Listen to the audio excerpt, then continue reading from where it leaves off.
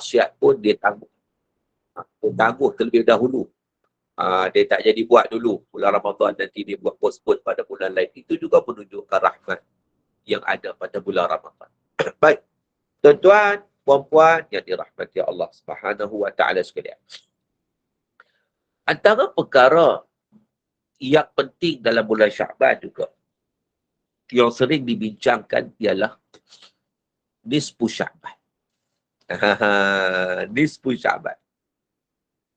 Apakah amalan pada nisfu Syaban? Apakah amalan-amalan yang kita buat selama ini yang berkaitan dengan nisfu Syaban itu merupakan amalan yang dianjurkan dalam ajaran Islam? Dan selain daripada nisfu Syaban itu, ada tak peristiwa-peristiwa penting yang berlaku pada pertengahan bulan Syaban?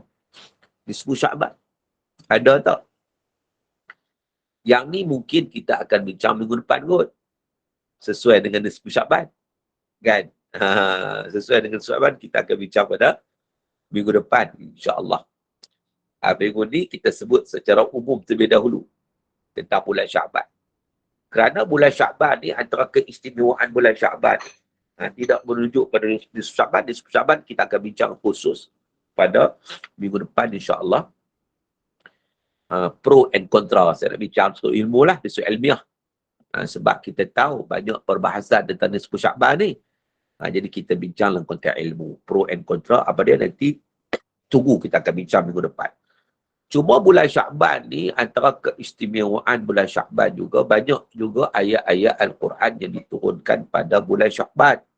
Antaranya, ayat yang berkaitan dengan puasa Ramadan.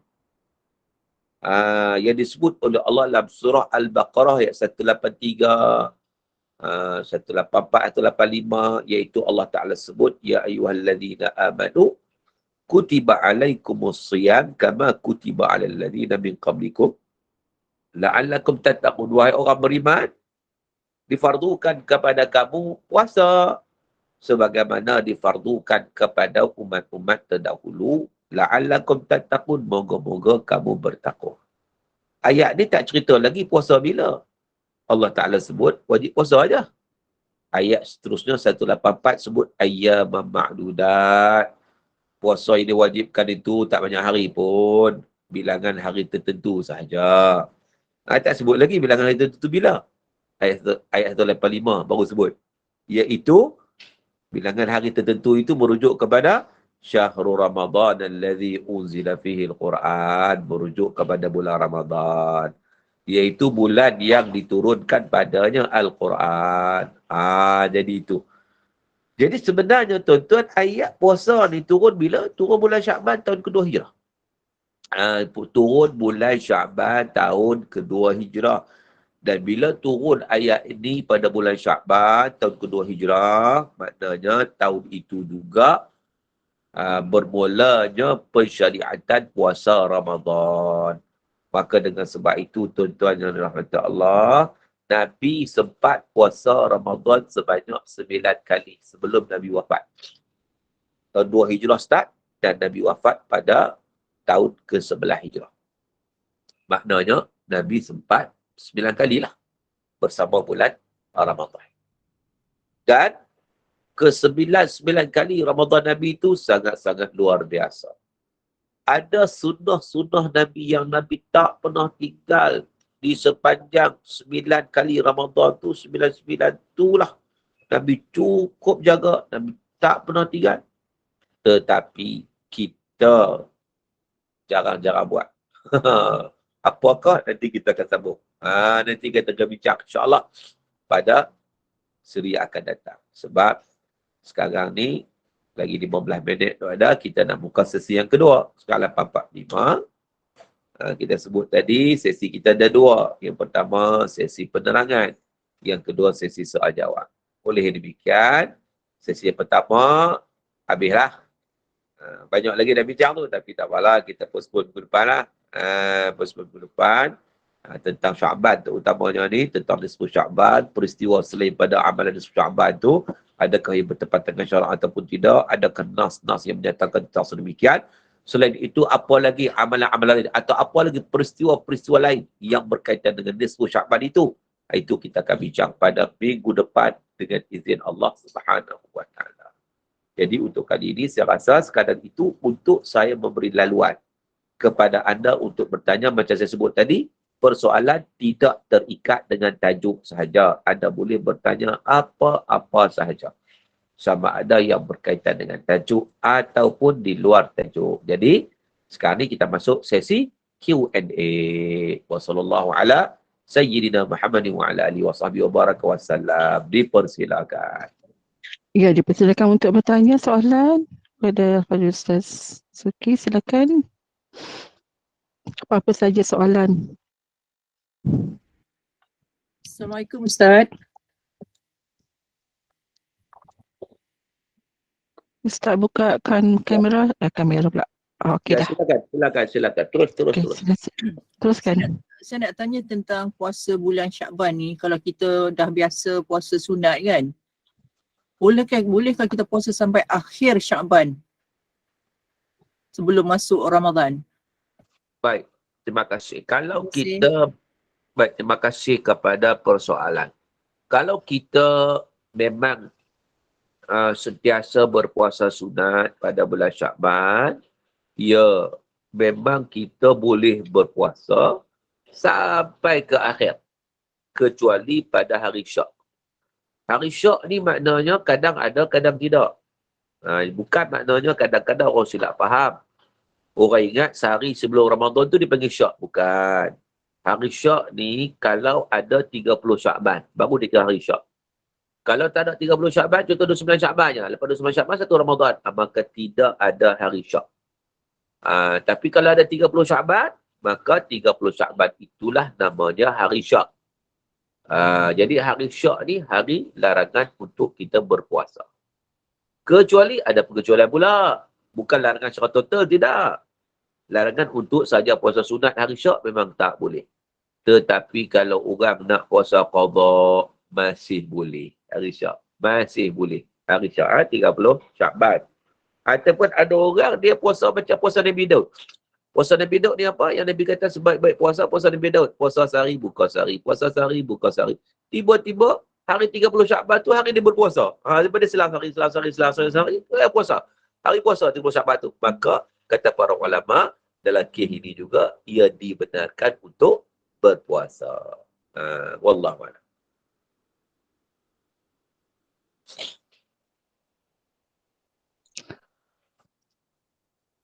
Okey, teruskan bertanya soalan.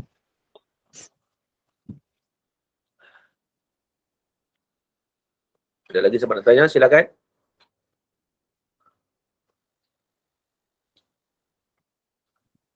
Assalamualaikum Ustaz. Waalaikumsalam. Imadah nak tanya bab sembahyang. Ya, yang mana? Silakan. Dia tu sembahyang duduk. Lepas tu memang dah dia sakit kaki dia semua kan. Masa berdiri takbir tu dia berdiri, lepas tu dia duduk. Sujud, bila rukuk, bila sujud, dia tangan dia buat ke bawah aja tangan tu. Boleh masa sujud. Dia tak buka peha. Dia juntai kan. Boleh ke Ustaz? Dia sujud langkat dan apa? Duduk ke langkat biasa? Duduklah Ustaz. Kalau dia sujud langkat duduk, tangan tak perlu berjuntai pun. Tangan dia boleh letak di atas pahanya atau di atas lututnya supaya lebih proper. Jadi ibaratnya lantainya itu adalah pahanya lah. Sebab dia berada sudut di atas angin. Tak perlu dia berjuntai begitu. Memang tak elok lah berjuntai begitu. Nampak tak stabil, tak tetap. Sedangkan sujud kena tetap. Dan ada orang pula dia siap letak lagi kalau nak sujud tu dia letak pelapik. Tak perlu. Nak letak pelapik sebab apa? Yang nak, dia kata sama dengan sujud bawah. Tak akan sama. Sujud bawah kat lantai tu, dia bukan pelapik, dia yang lantai. Kita sujud cara duduk, kita sujud atas angin lah. Tak apalah sebab apa? Sebab memang itu saja kemampuan yang kita ada. Kita tidak ada kemampuan. Maka ianya dimaafkan. Dibenarkan sujud macam tu. Cuma saya sebut tadi, tangan kita kena tetap. Jangan berjuntai-juntai. Juntai-juntai tak tetap. Tak boleh lah. Tak elok lah sebut begitu. Okey? Wallahualam. Terima kasih Ustaz. Sama. Assalamualaikum warahmatullahi wabarakatuh. Assalamualaikum. Ya Ustaz, saya ingin menyambung soalan bagian bab sembahyang. Ya, ini tetapi sembahyang di atas kerusi ya. Saya belum pernah bersembahyang tetapi telah baik dan boleh sembahyang semula seperti biasa. Apa yang menjadi permasalahan? Banyak cara ya orang sembahyang atas kursi sebab pihak yang berwajib tidak menunjukkan tata cara yang sebenar. Jadi pada masa akan datang saya mau meminta request dengan Ustaz. Boleh tak ditunjukkan pada hal ketikanya untuk pada yang perlu sembahyang di atas kursi. Terima kasih. Baik, terima kasih kepada persoalan. Ya, boleh kita akan tunjukkan iaitu kita buat program bersemuka iaitu tahsin salat. Dah lama kita buat secara online, mungkin satu ketika, satu waktu kita buat program secara bersemuka dapat dihadiri dan kita dapat tunjukkan dengan lebih sempurna secara praktikalnya. Solat tak kisahlah, solat atas kursi ke, solat duduk di atas lantai ke, solat ketika sakit, solat dalam keadaan berbaring ke, solat dengan bergerakkan kelopak mata sahaja ke dan sebagainya, maka kita akan boleh kita laksanakan secara praktikal apabila kita dapat buat satu program bersemuka. Jadi saya cadangkanlah untuk merealisasikan soalan tersebut pada masa-masa akan datang, mungkin kita boleh buat program sambil dapat bertemu di antara satu sama lain lah untuk beramah mesra. Selama ni berada di alam maya saja, dia dapat bertemu, kemudian di situ kita akan dapat melaksanakan praktikal solat, insya-Allah. Wallahualam. Assalamualaikum. Menambah ya Ustaz, saya ingin menambah. Sebab kebanyakan jemaah kita saya rasa lah datang dari UPM atau sekitar duduk di sekitarnya atau mereka walaupun telah pernah bekerja dengan UPM. Jadi kalau begitu ya Ustaz mungkin boleh anjur dengan pihak ini ya hari ini pihak SPAQ dengan bersama dengan Masjid Jami' dan Ustaz sebab saya dapati Ustaz pun agar tidak menyusahkan Ustaz. Terima kasih ya Ustaz. Terima kasih. Ya, nanti SPAQ akan uruskan ya. Terima kasih. Okey, seterusnya daripada Puan Hajah Sahab. Assalamualaikum Ustaz, nak tanya pasal solat fardu dalam plane.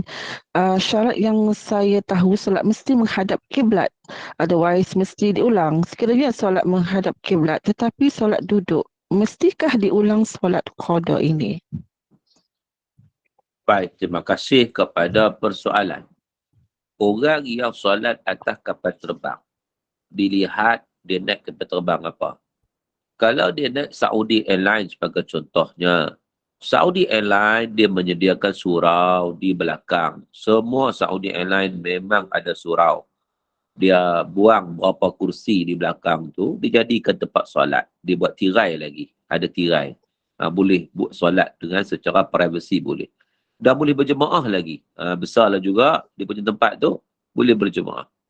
Maka dengan sebab itu, kalaulah orang yang menaiki Saudi Airlines, kalau dia solat duduk atas kursi tak sah. Dia kena solat berdiri sebagaimana biasa kerana ada kemampuan untuk berdiri. Tetapi sekiranya ada flight kapal terbang yang memang tak sediakan langsung, tak boleh pun, tak boleh pergi mana pun, duduk atas kursi je. Kena siap pakai tali pinggang lagi. Diri pun tak boleh. Tak dibenarkan, berdiri pun tak boleh. Maka di situ dikira berdasarkan hadis Nabi, Nabi kata salli qa'iman, solatlah kamu secara berdiri, kata Nabi. Wa illam tastati', kalau tak mampu berdiri faqa'idan, maka kamu boleh solat secara duduk. Dalam kes macam tu boleh duduk. Solat itu dikira sah. Sebab apa? Sebab memang tak mampu berdiri pun. kan? Tak boleh berdiri, dia tak boleh berdiri pun. Maka dia solat secara duduk, menghadap kiblat. Maka solat itu sah, tak perlu ulang. Tetapi kalau tak menghadap kiblat, memang kena ulang lah. Begitu. Wallahualam.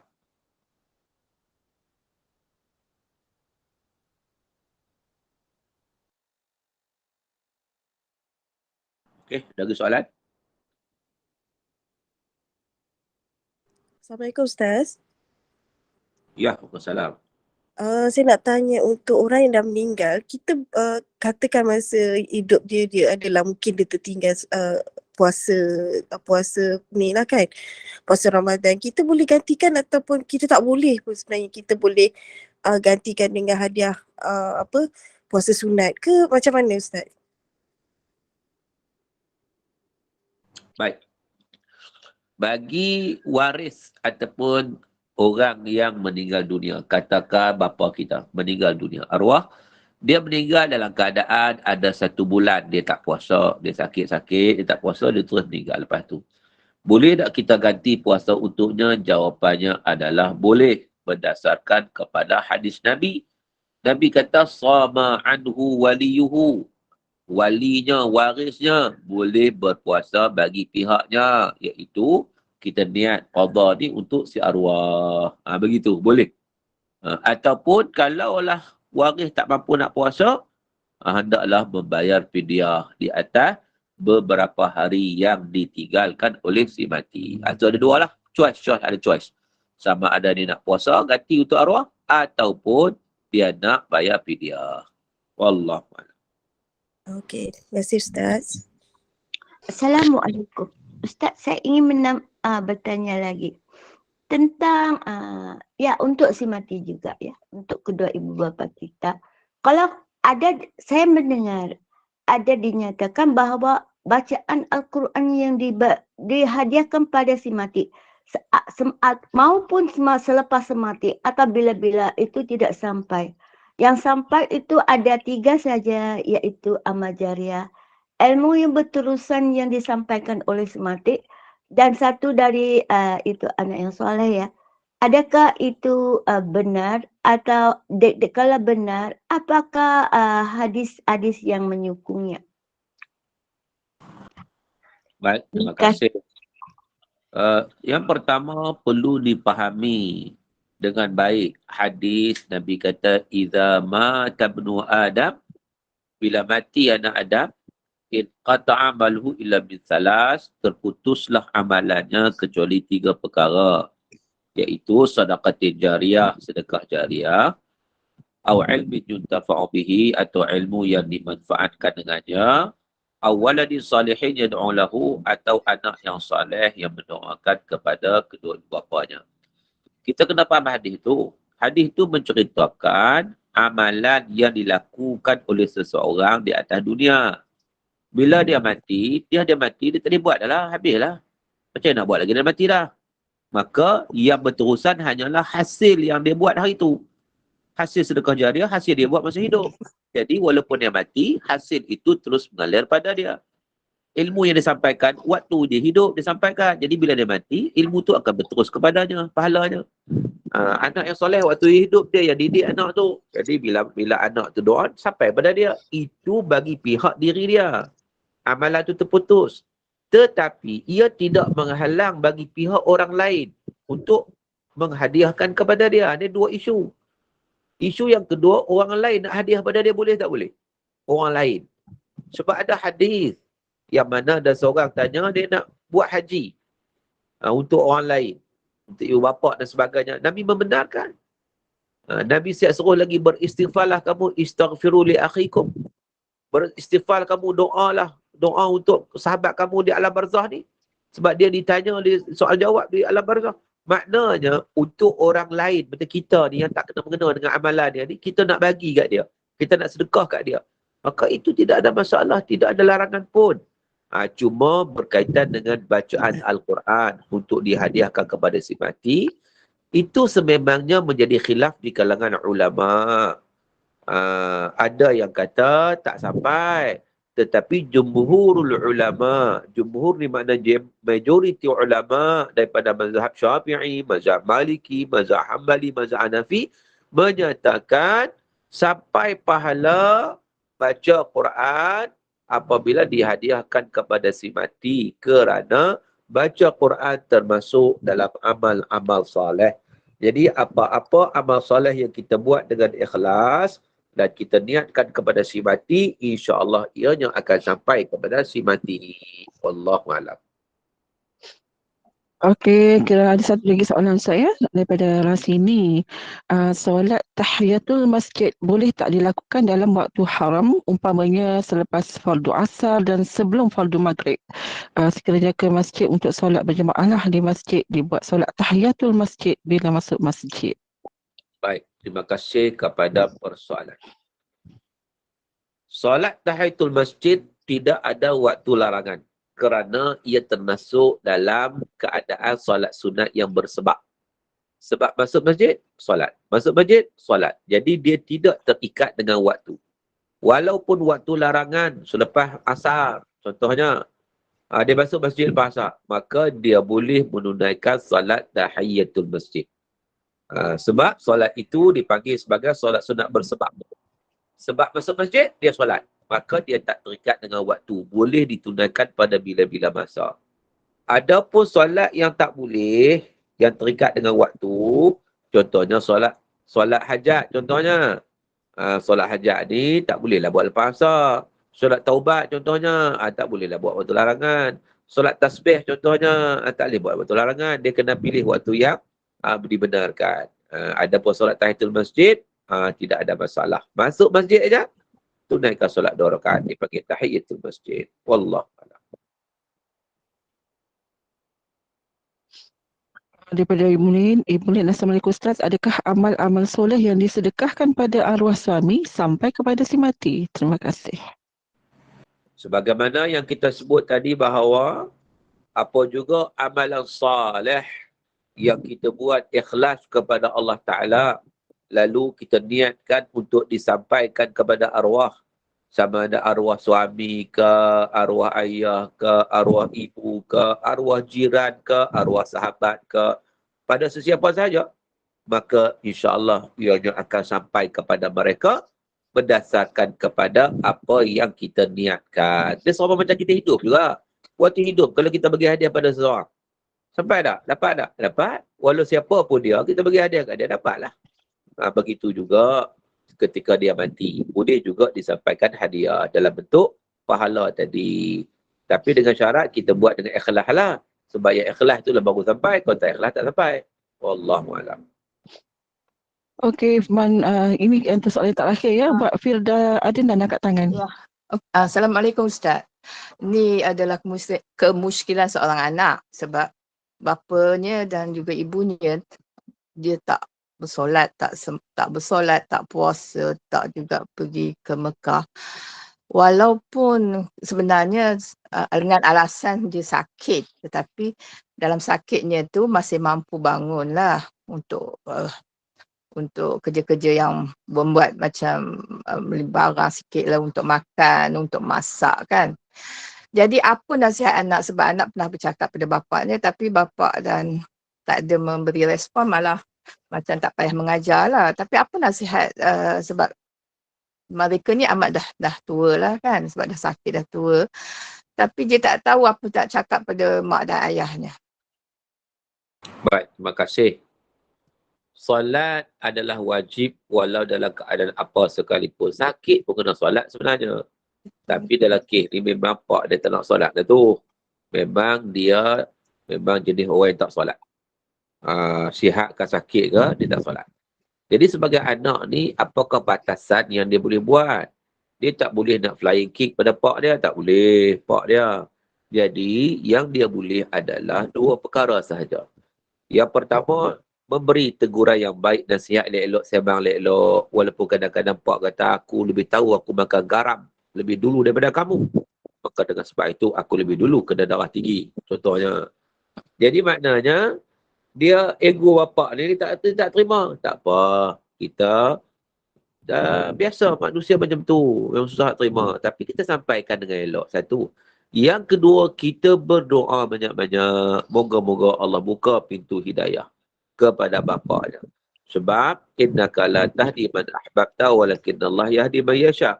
Sesungguhnya engkau tak boleh bagi hidayah pada siapa yang kau sayang, kata Allah. Hanya Allah boleh bagi hidayah pada siapa yang Allah Ta'ala kehendaki. Jadi, Nabi SAW sendiri tak boleh bagi hidayah kepada bapa saudara Nabi Abu Talib yang Nabi sangat sayang. Apatah lagi bapa kita. Kan? Jadi kita doa banyak-banyak, kita nasihat elok. Setakat tu je. Yang lain kita tak boleh buat apa dah.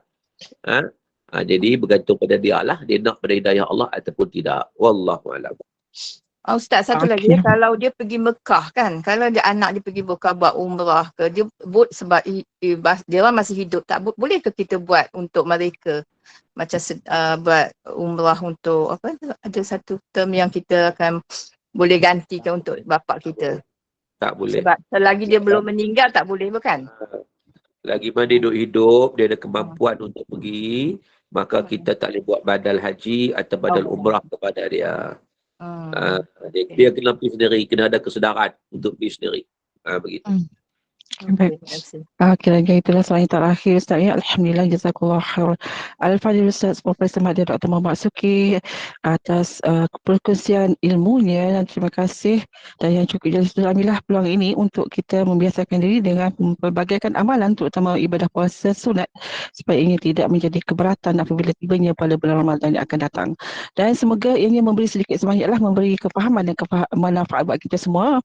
Dan terima kasih kepada para jemaah sudi duduk luangkan masa hingga ke akhirnya, dan teruskanlah dalam program kita seterusnya pada pukul 9, 5 minit sebentar saja lagi, 9-7 minit dah, untuk teruskan kuliah duha kita. Ustaz, kita tutup tamukan dulu dengan tasbih kafarah dan surah Al-Asr. Silakan. Baik. InsyaAllah sehingga kita bertemu di lain waktu dengan izin Allah Ta'ala untuk kuliah pada hari ini. Kita tangguh dulu dengan bacaan surah Al-Asr dan tasbih kafarah. Bismillahirrahmanirrahim. Wal 'asr innal insana lafi khusr illa alladhina amanu wa 'amilus salihat wa tawasaw bil haqq wa tawasaw bis sabr. Subhanakallahumma wa bihamdik asyhadu an la ilaha illa anta astaghfiruka wa atubu ilaik.